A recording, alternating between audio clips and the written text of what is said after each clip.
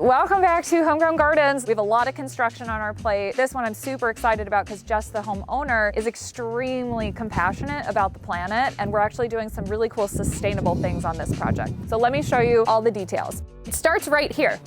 As you can see, this guy is falling apart. He's past his prime. So we are actually going to mirror the same concept of this 3-tiered garden box, but make it a little bit more solid and functioning and a little more visually appealing to the street. These are roses, and the thorns are really voracious, and every time they have to go get their garbage to the street, her husband gets attacked by these crazy beasts. So we're gonna rehome this thorny guy just for a little bit more function, the ease of getting these cans to the street without getting hurt. As we walk through the back, we're actually going to be putting in grapevine trellises here. 3 railroad type posts will go in with a couple wires, and we'll plant some red vines to kind of weave and create this nice green wall between her and her property. We're doing a little bit of grade work with this garage because, as you can see, the mulch is piled up onto the siding here, and it's actually starting to rot away the siding, which you never want to have happen. It's important to keep it at least 4 inches below your siding. So we are going to course correct, take away the mulch. We'll actually put in a drain pipe that's perforated and pop it out to the street so that any water that catches here will go to where it needs to go and not destroy her garage.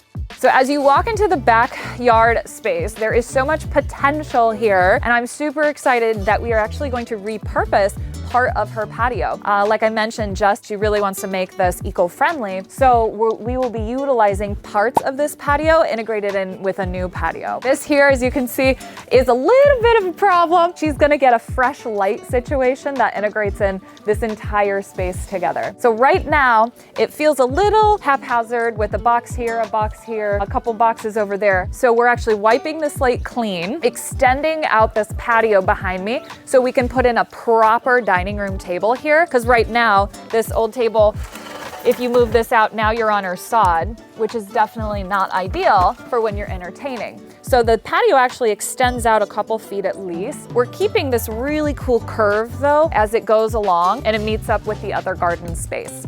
This L-shaped box over here has seen its final days. We are going to rip it out and actually not replace it. It just becomes more patio space because the big grand box that we're putting in is going to be on an upper tier up here, a nice E-shaped box with a big linear trellis behind me so that it creates privacy when you sit at the new fireplace. So this existing fireplace has kind of a right idea with a cool curve. I love where she was going with the curves. We're just going to expand on this concept and make it bigger and cooler. So this will actually become a little retaining wall, and we're going to be putting in an installed Brussels block unilock fire pit area for her so she can actually have a proper space to hang out around the fire. And it actually serves a purpose too, this retaining wall. As we build it, it actually will hold up the dirt up here because the grade change is enough where we can actually create 2 kind of tiers here. Back here, this will all be more of a functional garden. You'll have the fire pit area that weaves into the outdoor dining and back into the house. As we move back here, she actually has some really nice established fruit trees that we're saving. So in addition to this pawpaw tree that's going to be blooming very soon in the spring, she also has an apple tree over here, and it produces tons of juicy apples. So we definitely want to keep that in the landscape. And then last but not least, for this entire property overhaul, we're going to create a little cutesy space in the back where she has her hammocks. So right now, she has a pretty decent solid structure here. We're actually leaving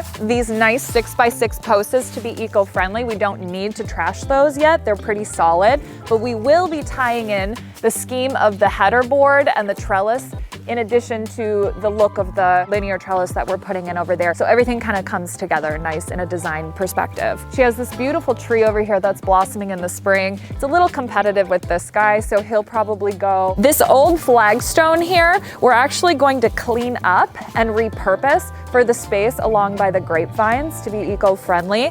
And then we're reusing some of the patio that she currently has to a place back here for a nice functional pad. Hi gardeners! I am so excited to take you back and show you how we converted an entire backyard that had lackluster entertainment value to a top-notch party pad.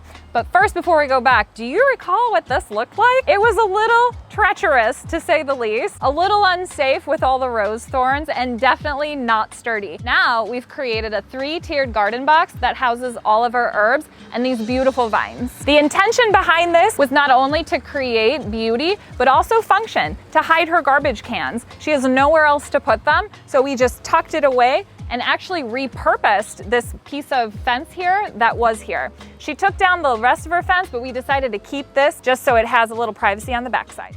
As you follow me down the new decomposed granite path, we popped in these big, beautiful rustic railroad ties and strung wires through with the intention for grapevines to start growing. Come on back and let me show you the real magic. So this backyard is an entertainment haven. What used to be really rough, to say the least, we've actually wiped the slate clean and popped in not only a beautiful new patio, but plenty of real estate to grow all your veggies in. Over here we have these massive rampicante vines that are just going crazy. And if you know me, you know I love rampicante. Everybody needs to grow them. They are an awesome Italian heirloom variety of zucchini squash, which turns to butternut squash in the fall. Jess just got this beautiful new table in. She can have 10 people here comfortably, whereas before, maybe 3 or 4 people could sit around on a very shallow space. So I love the fact that we created this vibe to invite in a large amount of people. We bumped out the patio and did this really fun curved edge. Sometimes people like things more linear, but with this design, I was actually thinking we gotta go curvy, just to kind of encapsulate all these different pockets with intention. So this is where the grill lives, with plenty of space to utilize. Oh, guess we're having a fire in there. Cooking that later for dinner. We changed up the pattern of the patio to set this space off for the intentional fire pit area. We intentionally did not install polysand in this patio with the idea that rainwater can flow right through rather than creating a solid surface. It's a pretty sizable patio, so when you do that, when you skip the polysand, it helps out the environment. She purchased a solo stove, which everybody gathers around, and to hold up the land where this beautiful E-shaped garden box is behind me, we actually utilize this as an opportunity to create a little seat wall. So she can really have a pretty significant party here. You got 10 people over there, you have a dozen people here, plenty of space to entertain. And behind me, of course, is the beautiful new functional garden space. What was here before was a little haphazard, very hard to utilize, and nowhere to take your vines vertical. So we solved a lot of problems here for that. One thing about this garden that I absolutely love is that we created privacy. I know she loves her neighbors, but it is nice to just create a beautiful lush green wall for just a touch of privacy while you're enjoying your fire. She has a lot going on in this garden space. She's got some eggplants, she's got peppers, some kale, tomatoes galore. Looks like she's really into cherry tomatoes. Her basil is really hanging on strong. This beautiful row of celery is just thriving. It loves this home. And these nasturtiums are to die for. These are edible. They have a little spice like arugula, and they're awesome to put in a little bit of a salad, and they cascade so lovely over a garden box. And then finally around here, we got this beautiful eggplant and this funky cayenne pepper. So if you are a cayenne lover and you love to dehydrate it to make your own spice, I highly recommend corbaci. We intentionally left space behind this trellis between the neighbor's fence so that she can come in the back and maneuver her vines and have plenty of space to utilize back here as well. This beautiful pawpaw tree looks a little happier than it did before. I think it really enjoys the fact that we cleared out everything around it.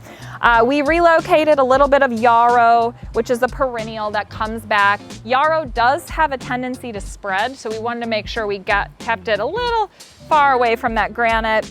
We have some native grasses in here, which leads you back to the corner of her lot. If you recall, the old patio wasn't necessarily in terrible shape, it just needed a new home. With the environment in mind, we repurposed the old patio back here for a nice, comfortable pad. We kept the 6x6 posts and then just installed a new header board and some slats to create a little bit of a pergola vibe back here that matches the trellises that are on the other sides of her property. So now she has a cool little place to sit here and swing and admire all of this beauty that was not here before. And one more detail, Jess is such a sweet person and she really does truly care about the environment. We actually repurposed her old garden boxes to the side of her yard. She's lovingly given this box to her daughter to have rights to. So this is her daughter's garden. So one more final detail. Who doesn't love a tiny, cozy little nook? We utilized every little inch of this space with this awesome umbrella to provide some shade. She can bring her book out here, kick her feet up, grab her Homegrown Gardens mug, and really enjoy a nice luxury backyard. So that's it for this backyard transformation. Thank you so much for checking out all of my wonderful designs. I love sharing them with people to hopefully inspire you. So be sure to subscribe below, leave any comments you'd like, and happy gardening. And here's the final product. I can't snap, hold on. My hands aren't warm enough. And here's the final product. That's a terrible snap. You can't snap either. My hands are cold. It is like so, oh God, oh dear. Oh, hello. Hi, beauty. Oh, we got a garden spider here. We mean you no harm. You're eating the bugs. Enjoy your life in this happy, happy garden space. I leave you be. Look at you. Looking good, lady. I love this. Yes, I talk to my plants. They are my plant babies after all.